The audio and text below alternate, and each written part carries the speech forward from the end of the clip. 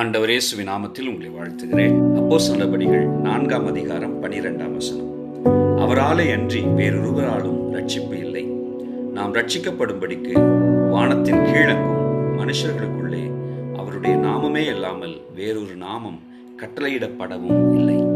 அன்பானவர்களே, வானத்தின் கீழ் மனுஷர்களுக்குள்ளே கட்டளையிடப்பட்ட ரட்சிப்பின் நாமம், மீட்பை மனுபுத்திரருக்கு அருளி செய்யும் வல்லமையுள்ள நாமம் இயேசுவின் நாமம் மாத்திரமே என்பதை இந்த வசனம் மிக தெளிவாக நமக்கு வெளிப்படுத்தி சொல்லுகிறது. மனுஷர் பரிசுத்தம் அடைய, பிதாவினிடத்தில் செல்ல இவரே வழி என்று சொல்லி தேவன் ஏற்படுத்தி வைத்திருக்கிறார். அவருடைய நாமத்தின் மேல் விசுவாசம் உள்ளவர்களாய் அவரை ஏற்றுக்கொண்டு நீங்கள் ஆசீர்வதிக்கப்பட்டவர்கள்.